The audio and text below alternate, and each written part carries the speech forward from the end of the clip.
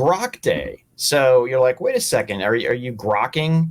What is Grok? So let's talk about Grok and what it is as a company. So first off, Grok is one of the leaders, if not the leader in machine learning, right up there with NVIDIA. Quite smaller than NVIDIA, but there are some use cases and some models, particularly low latency inference like NLP, that they just dominate in the industry. Now, I don't know how they compare to what NVIDIA announced last week, but that doesn't matter because Groq is shipping this technology today. Well, you and I showed up for their Groq Day event, which I thought was cool on a couple fronts. So first off, it just wasn't about, hey, why I'm great as a company, and here's what we're doing. They actually had their competitors there. A competitor called Mythic. Now, Mythic operates at a lower power than Groq does, and hence lower performance. So are they really competitors? Yeah, they're competitors, but close enough to where it doesn't get uncomfortable.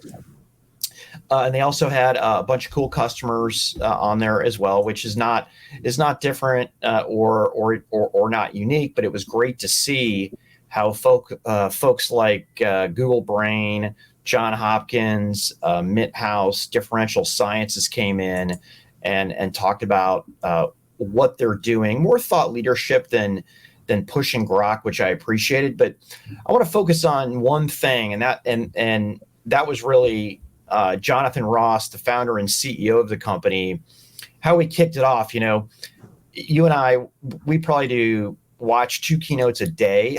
We could probably watch more if we wanted to. And what is it typically? It's typically a monologue talking about the company. Well, Jonathan actually asked 3 questions. That was his keynote, and it was, hey, is it a winner take all market? And I appreciated this. He was like, I was wrong. This is not going to be a winner take all market. This is going to be many players who are going to be here. And the second question he asked was, hey, how do you hire and retain the best talent in this competitive space with folks like Google, Amazon, and Meta? And his answer was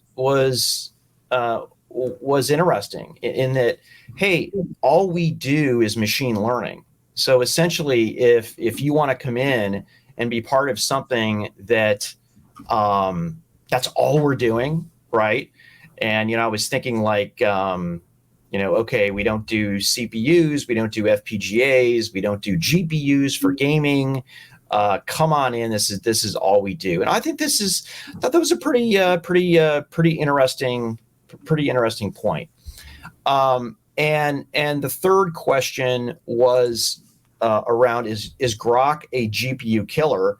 And he was very clear. He's like, no, right? We're going to be in a future world that has CPUs, GPUs, FPGAs, and ASICs. By the way, I like that because that's the story I tell. I'll be honest with you. But he did say, hey, there are some use cases that GPUs just do better, right? So, hey, we're not a GPU killer. We have to operate. Not only do we operate in systems with GPUs, but there are actually use cases that we do better at. And he brought out Argonne supercomputer benchmarks showing that it was 50% faster than the A100. So that was 2,200 A100s versus 16 Groq chips. So very interesting day. I've just started my coverage on the company. Daniel, you've been covering them a little bit longer. Yeah, but you did a really good job. And these Groq days are always great to tune in. It's been a bit of a series for the company. Jonathan's a very interesting, thoughtful leader. He actually showed up at a 6.5 Summit last year, and guess what? They're going to be back this year, so you will have another chance to hear from him at our event. I like that you pointed out the specialty and the focus. I think that's one of the big things here is, when you talk about, we've talked about GPUs on this particular pod a few times today. We talked about it starting with Intel. Well, this is about high performance compute. This is about, accelerated computing, low latency. The company really does kind of operate on four tenets. It's predictability, low latency, velocity, and scalability. And so they really aren't trying to come into the market and be all things to all people GPU. They're saying, hey, for these specific types of workload where latency is critical, where you want to be able to scale, like you mentioned, what was it, 2200 versus 16? You want to be able to scale at a reasonable amount of chips compute required to do so. They're working on very specific applications. And here's the thing is the benchmarks have been incredibly impressive in these specific areas. The company's new. It's entering a hyper-competitive market with some very, very deeply entrenched players that are sort of the known entities in accelerated compute. And that's going to be a challenge for Groq. Having said that, the company has seen investment from I believe it's TPG, from Tiger. Major dollars have been poured into this because we all know the magnitude that AI is going to play in our future, and the ability for us to take exponential data sets, more effectively get that data to insight in a shorter period of time. And that's really what Groq is doing. I believe in his presentation last year at the 6.5 Summit, he said, his goal is to bring the cost of compute to zero.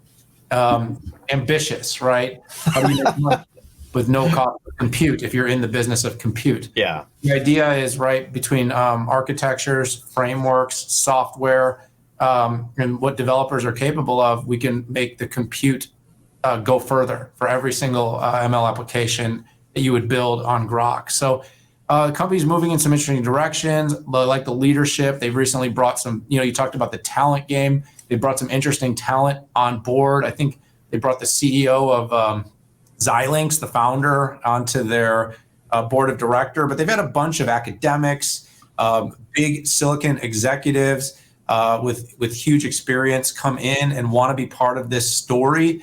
And of course, Pat, full disclosure, you and I are both part of this story as investors in the company as well.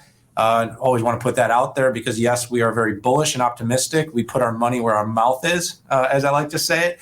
But, Pat, as I listen to the company, I continue to be encouraged. The size of market for AI is going to be massive. I don't even think we understand how big this market is going to be. And companies like Groq have an opportunity. Jonathan said it won't be winner take all. Couldn't agree with him more. But they could be a very, very important player in a small set that are going to be winners in this particular space. So, Pat, I will leave it there. Good stuff, man. Yeah, I'm learning new stuff every day, and I'm at the very beginning of my research so far. But I'm glad they're not trying to do everything for everybody, because that's just impossible given the diversity in workloads out there.